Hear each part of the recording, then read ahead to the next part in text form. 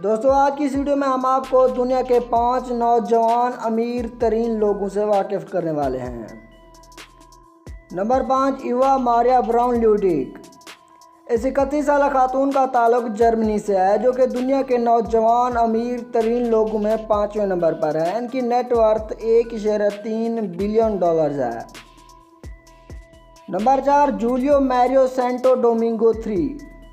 New York में रहने वाला ये 34 साल शख्स दुनिया का चौथा अमीर तरीन नौजवान है, जिसकी नेटवर्थ $2.1 बिलियन है। Number 3, Evan स्पाइगल।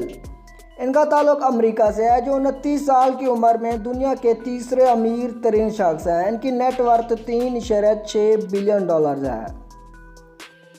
Number 2, Bobby Murphy. Berkeley से ताल्लुक रखने वाला ये 31 साल नौजवान दुनिया का दूसरा अमीर तरीन नौजवान है, जिसकी नेटवर्थ $3.7 बिलियन है। Number 1, Lucas Walton.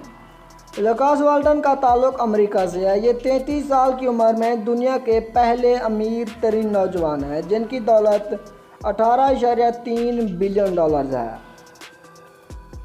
वीडियो पसंद आने की सूरत में इसे लाइक ज़रूर कर दीजिएगा। मिलते हैं अगली वीडियो में, तब तक अल्लाह हाफिज़।